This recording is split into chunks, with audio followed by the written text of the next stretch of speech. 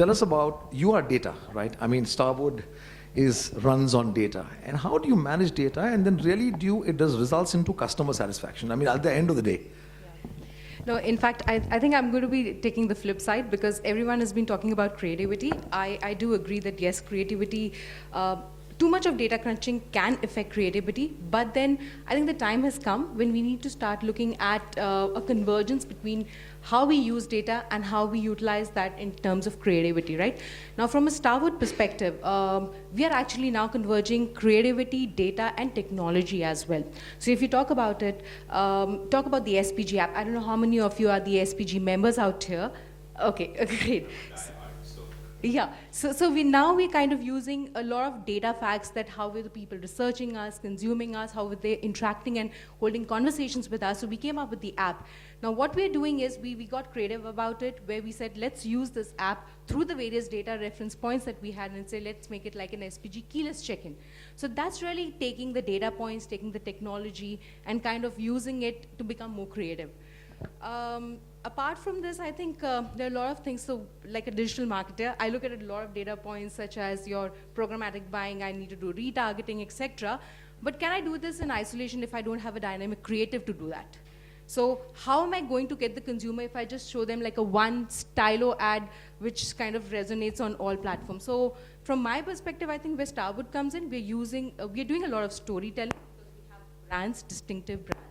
But apart from it, digital marketing perspective, we are integrating creativity along with a lot of data reference points. Nitesh, I want to ask you this question about your shift from an Indian really large organization, and I think Reliance, to whatever I know of Reliance, it's to me, it's one of the finest companies, not to work for, but great companies in terms of how they can execute projects. So, and now with Nissan, so you have a Japanese, so is cross-cultural environments really make a difference between data and creativity? Oh, absolutely. I think that's a very valid point, and thanks to Ajay for priming the stream.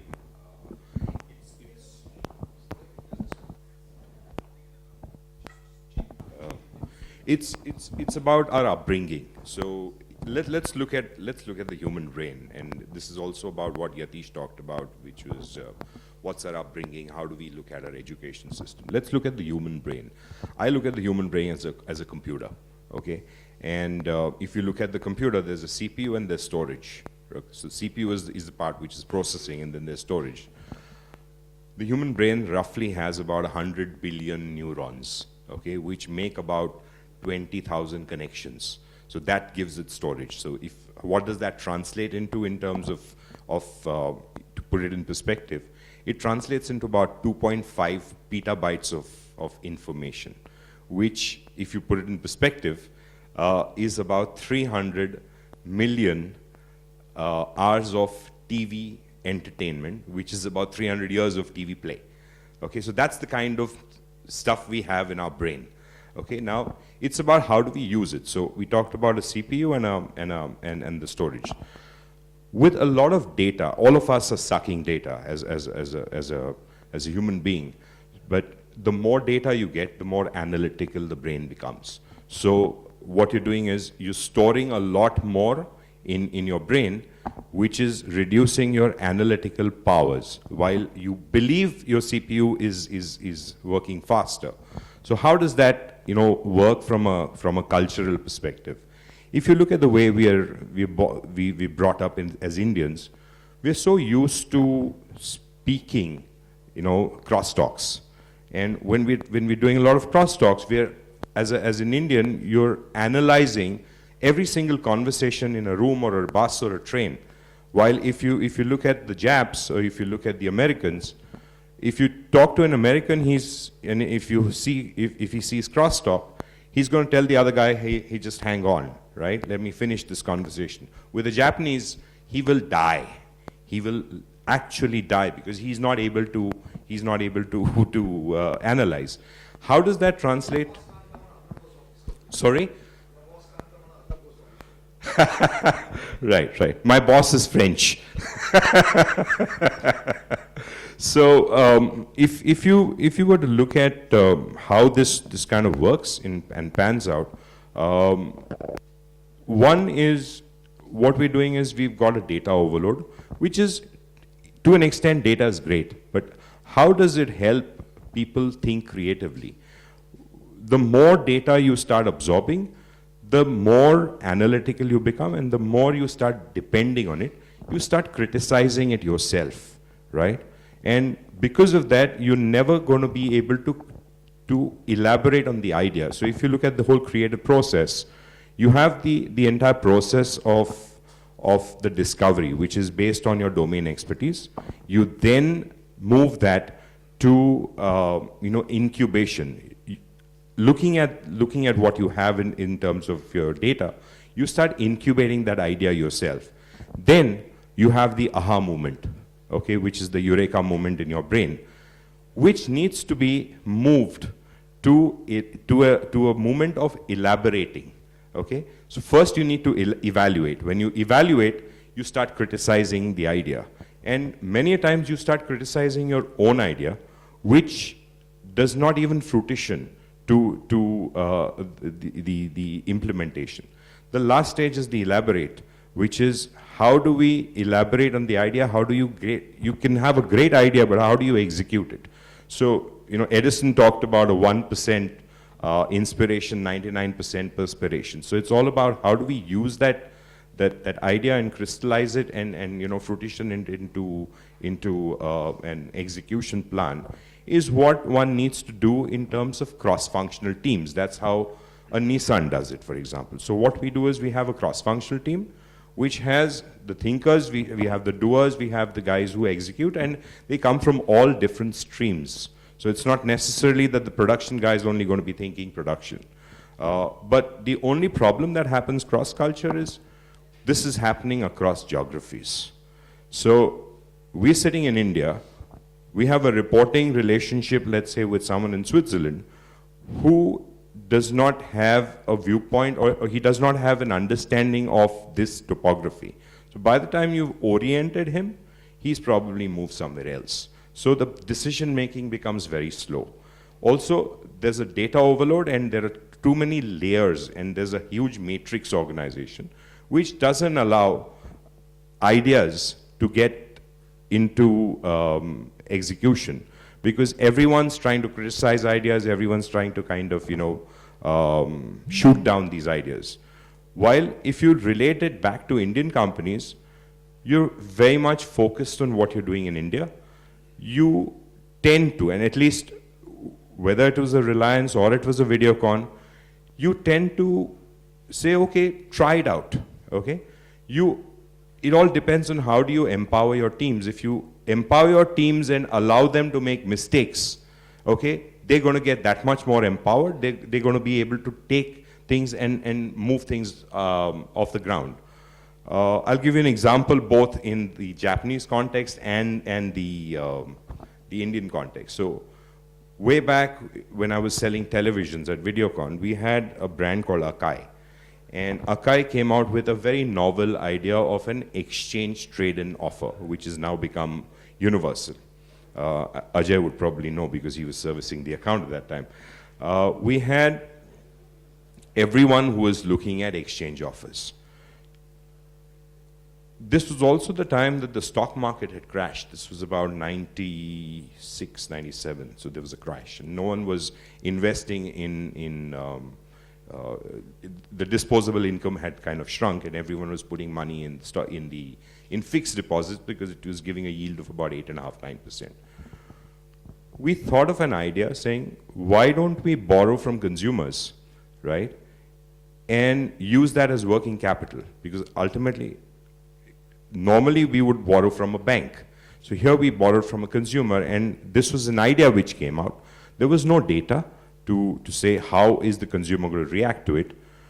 We thought of an idea at maybe 8 o'clock or 8:30 in the night. We discussed it with the management. By morning, we said, let's work it out.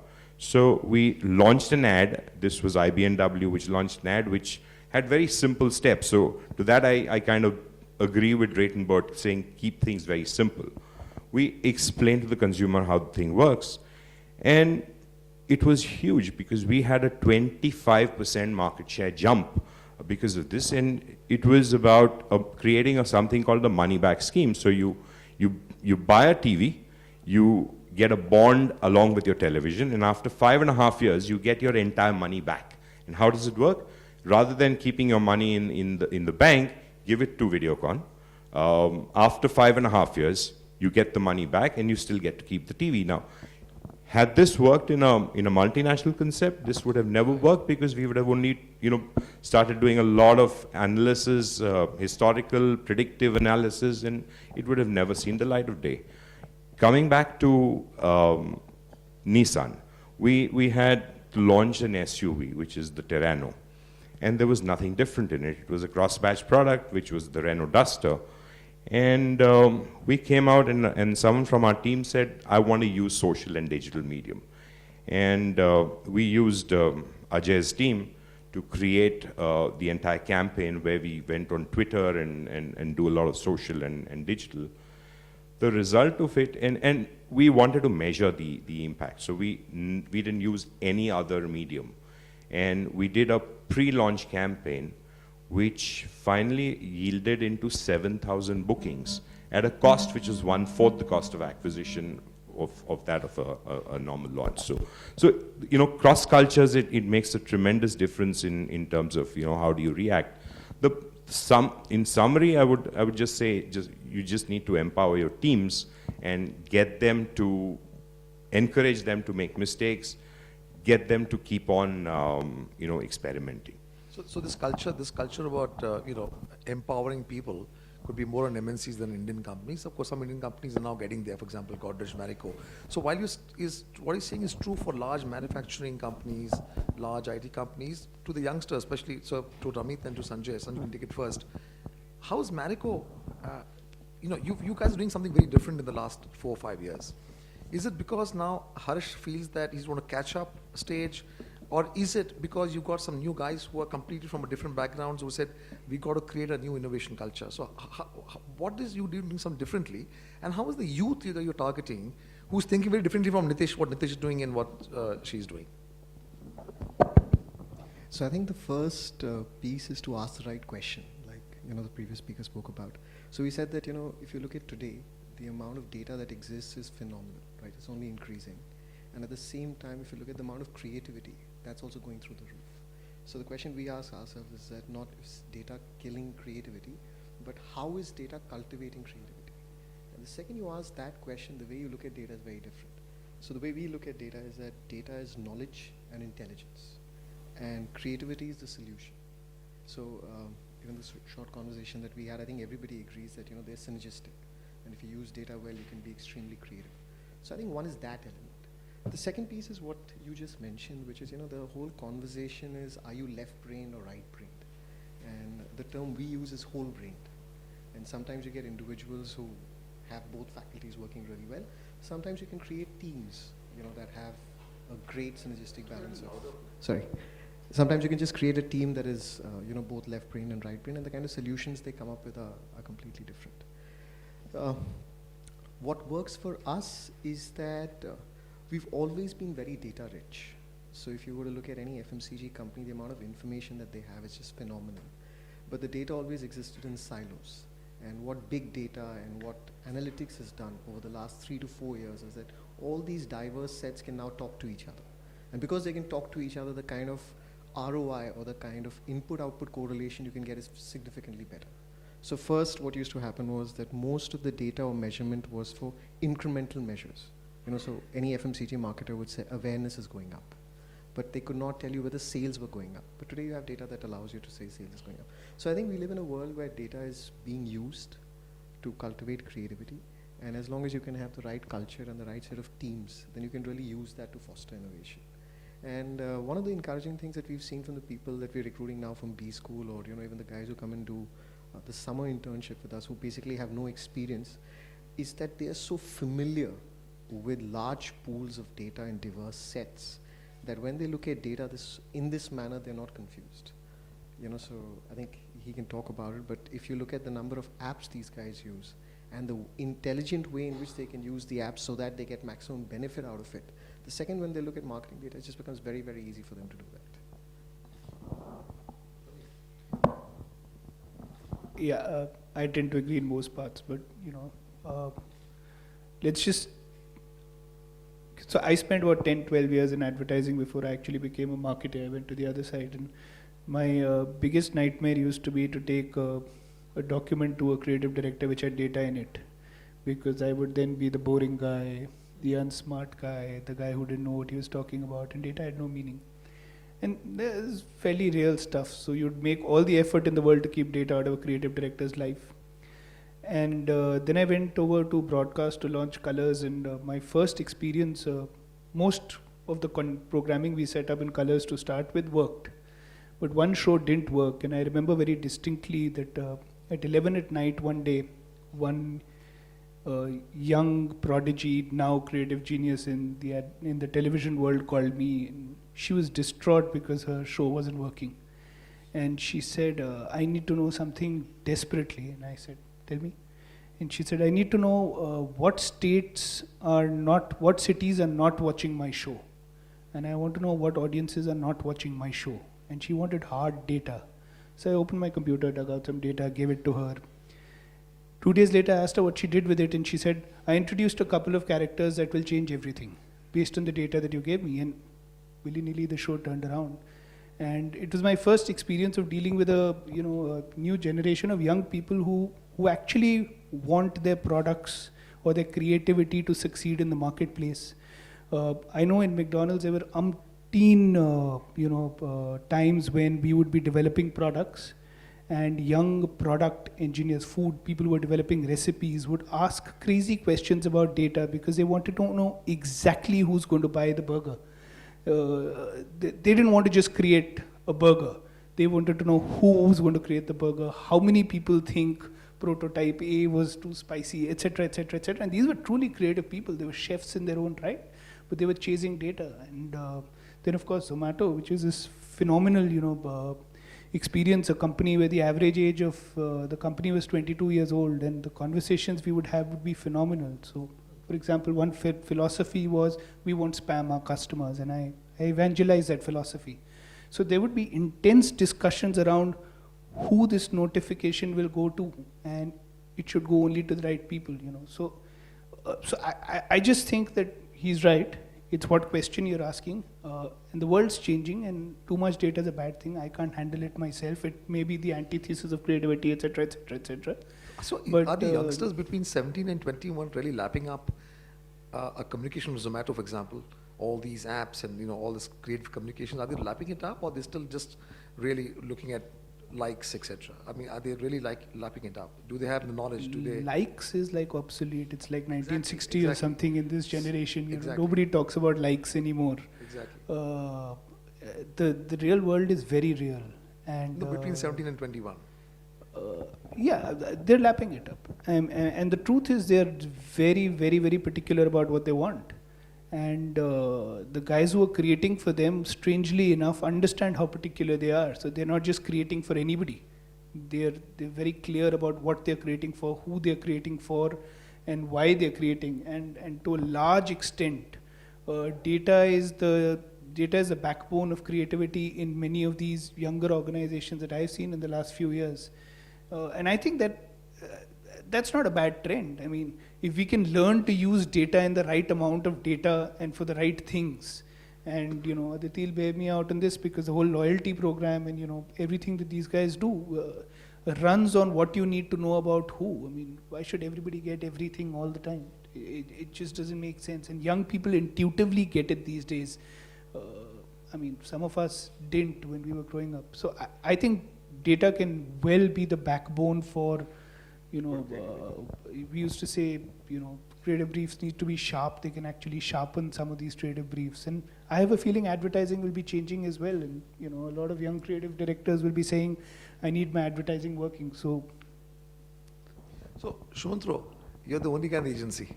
So while the other four can, manage their data and creativity, they can kind of really control it, etc. But you can't. So how do you manage it? And what's your, of course, viewpoint? And guys, please feel free to ask any questions to the panelists, please. So I think I think someone once said that getting work out from data is like drinking water from a fire hose. I think this was said by the Tesco guy, and that's so true, because when there's this torrent of data coming at you, you really don't know what to do with it, right? And I think my views on the subject is that, first of all, I think creative people, and we've been around for many years, and creative people have always worked with data. We just used to call it insights, earlier.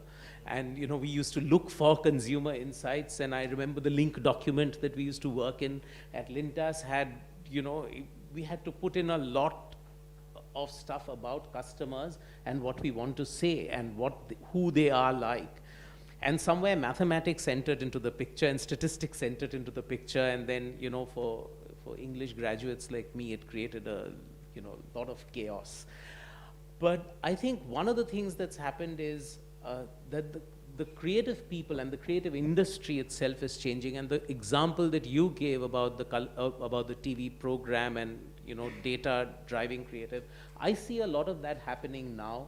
A lot of creative people actually ask a lot many more questions about what exactly is happening to that communication and where they seek data. So it really comes to the point that, when there's a lot of data information that's coming in, are the creative people, and by creative people, I don't just mean people who are writing the ads, but I mean everybody working in an ad agency, are these creative people interrogating the data? And I think you need creativity to interrogate the data, because otherwise it'll just be data points. And I'll give you an example. We have a client who once shared with us data saying that, from every family there are people who are doing who've invested in a particular mutual fund. So there are multiple people from a family. How have they got that out? Because of the address, right? So now they said that we need to communicate to them, because one of them is an active investor even now, but within that family, the others have become dormant, and we need to communicate to them. And the point is, we interrogated that data, and we said that, how do you know that, if I might have taken out a fund in my wife's name, doesn't mean that she's an active investor. She's just going to send her something which is not going to make sense. So we transferred that instead of a series of mails saying how they needed to do SIP for the benefit of their family. So we used the data to be able to come up with a solution which was not exactly what the client was seeking. The client wanted multiple mails. And we said, no, that's not what you need to do. So I think interrogating the data is important. And the last point I think I want to say is, it really takes off from what Drayton Bird said. He said that he gave the example of building a database, and I think the difference between working with data earlier was that earlier you knew what data you wanted, and you sought that out from your customers. Today, with big data and other points of reference that's available to you, you don't exactly know what you want. And that's why I come back to my favorite theme of interrogate the data, because if we do that often enough, that's when great creativity is going to come. So I think, from our perspective, as an agency or as creative partners to our client, I think we welcome data, but we don't do it blindfold. And I think as an industry, we've always worked with data, and so I think that's something that's going to continue. Just one point, anybody on the panel can pick this up. And I think, Suman, you said it right in terms of saying that the end result of any kind of data that you look at is the insight that you get. Now, whether it's a customer insight into staying preferences or habits that you can then app to, create a customized portion on an app or do something like that. Unfortunately, we are so caught up on, I think sometimes we miss the trees for the woods, because we tend to look at this, when I talk to my analytics person, what turns them on is the size of the database that they're working with, not on the quality of the insight that they're coming out with, right? And I think that becomes a big stumbling block. And I keep trying to tell them that, it doesn't matter if you don't have 1 million records. If you can give me 3 great insights that change my market share from, 0.5% to 0.75%, I'll hold you in good stead and give you a fatter bonus. So sometimes, there's the whole thing of, this whole big data thing. And I think as Ratenberg said, big data, small data, where is the insight coming from? Is it just a conversation from 5 people from which you picked up different stuff that can enable you to do something? Or what was the insight that your programming head picked up from the data that you gave her and made, tweaks in the program to turn it around? And I think the criticality of any data is the insight that you get out of it. It's not about the size of the database or the number of sources in which it's coming from, et cetera, et cetera. So I don't know what are the different views. And that's why sometimes data becomes, viewed as a counterpoint to creativity. Can't agree more.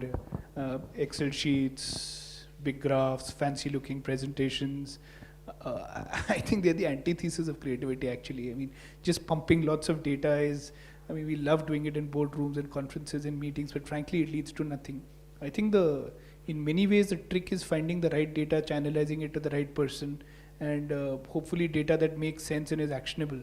And often, it's much simpler than it looks. If you can just, not miss the woods for the trees or the trees for the woods. Either ways, it's far, far easier to do it. In many ways, I think a marketeer's job, so in that sense, or anybody who's managing an innovation process, I think a large part of the job has now become curating the data. If there is a piece of data that's important for somebody, make sure it gets to the person. Rather than, sending of Excel sheets that make you look intelligent, which unfortunately, at least in my experience, I find is also very fanciful. So, yeah. Answer Yatish's question. So, Yatish, I think I couldn't agree with you more. It's about not the volume of data or the sample size or whatever in the earlier sense of the word, which matters. It's about what I refer to as crystallized intelligence versus fluid intelligence. So in the crystallized intelligence, what you do is you just keep on, sorry to use the word, but keep on masturbating, and doesn't have any conclusion. And you start becoming more and more analytical, which makes you more and more critical in the negative sense of the word. While in the fluid intelligence, what really happens is you're using data to get into situations and create novel ideas which give you solutions. So in that sense of the word, I would differ with Ajay, where I would say jugaad is not bad. I would say jugaad is a phenomenally great term. Look at the term, the hack, okay? Hack and jugaad is one and the same thing.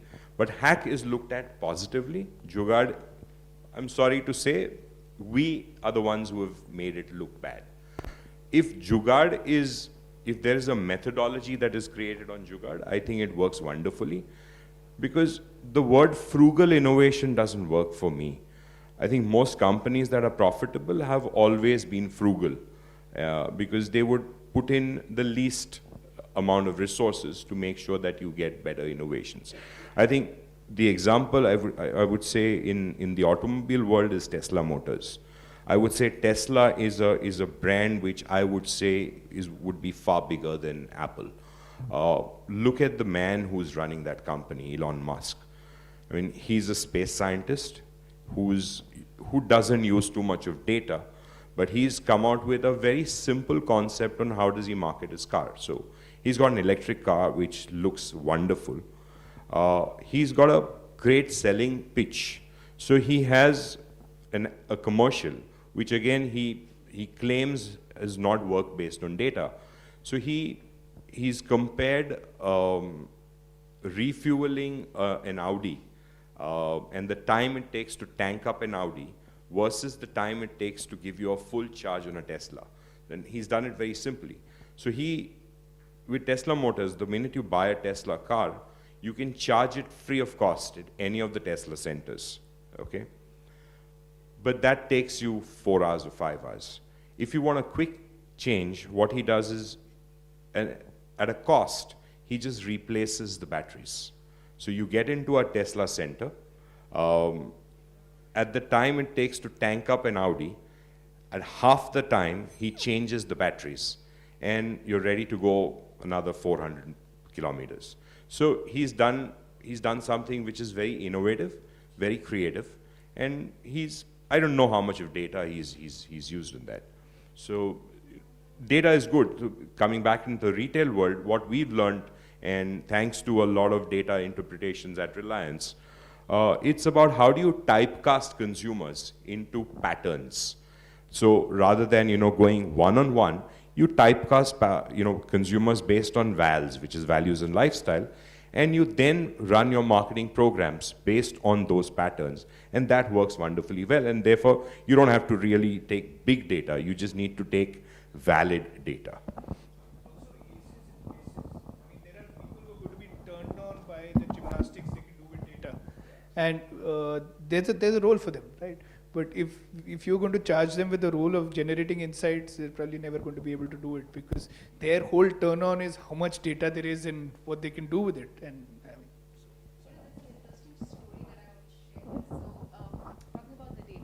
So this is a story about Starwood, that how did Starwood started selling under the 9 distinctive brands, right? So we were hospitality chains. We were just selling the hotels. So, and we were just like any other Marriott or a Hyatt. So what made us actually evolve to those 9 brands was when we did some data crunching.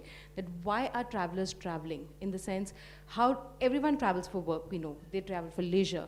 But then how do we actually take out the attributes of the traveler? So if you see, our 9 brands today actually resonate the type of travelers. So for example, if you're staying in Le Méridien, they're typically for creative-minded people.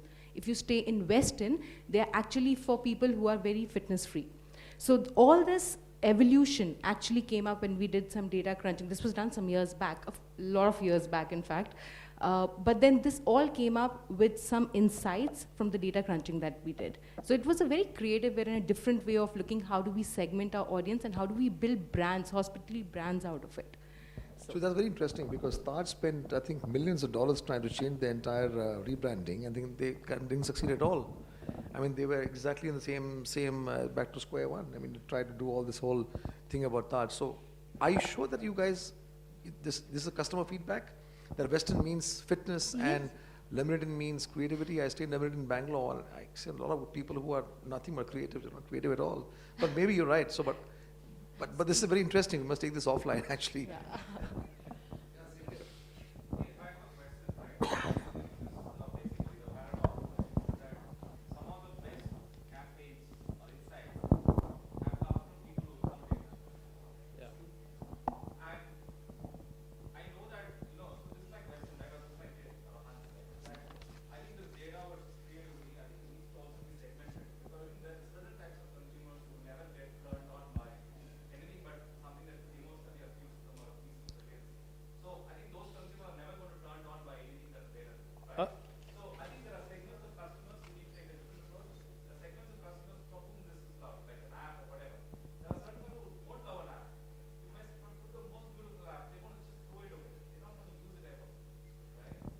Yeah, so I think that no consumer will ever shy away from emotion. I think emotion is so very basic to the way we live our lives that, and emotion is an outpouring of something, but there is some data, there's something that's getting hardwired.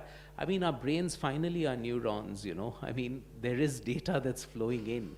So there is something that we retrieve, there's stuff that we take out from the past, yeah.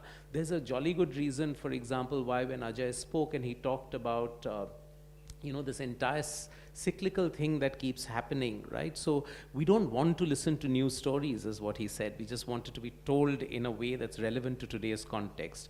And today's context also is changing, isn't it? I mean, if you look at, some of the stuff, the communication that we are putting out, because of the fact that you're able to segment so much better, because you're able to segment so sharply, and that's really defined from data, there's nothing which says that you should not build emotion into the communication that goes out from that.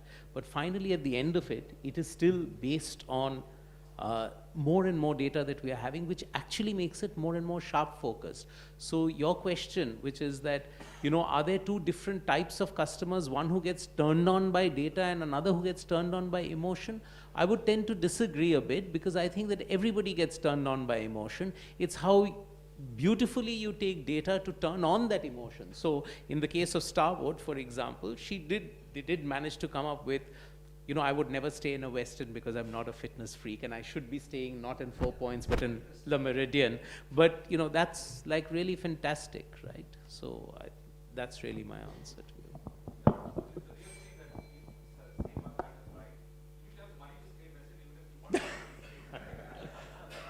There are many clients around, they'll pay us better fees. Yeah,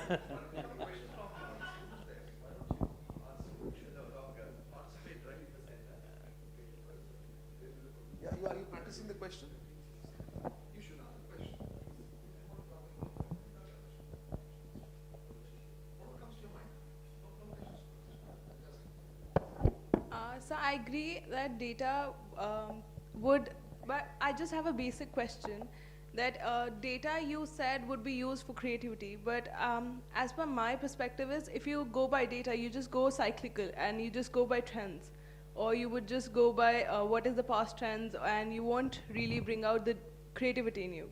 So what will be your aspect if you go by this? So I think Yatish here, when he asked the question, he made a point that so data is not just about taking the past trends and just laying it out there.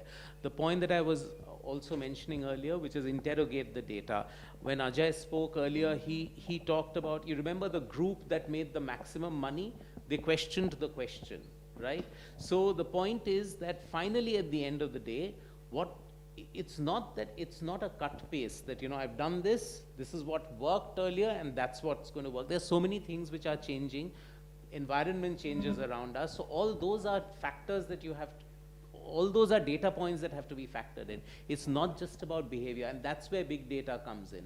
So I think there's a lot that is to be gained from being able to get insights out of the data rather than just putting it as, here are some facts and figures, now let's replicate. Well, that's right. Being an MBA student, we are taught of creativity right now. Why don't we start at a very school level, and why aren't we changing? Why aren't the government changing? Why aren't the schools? But it's a good question. So you said you're an MBA student, right? What's your objective of doing your MBA?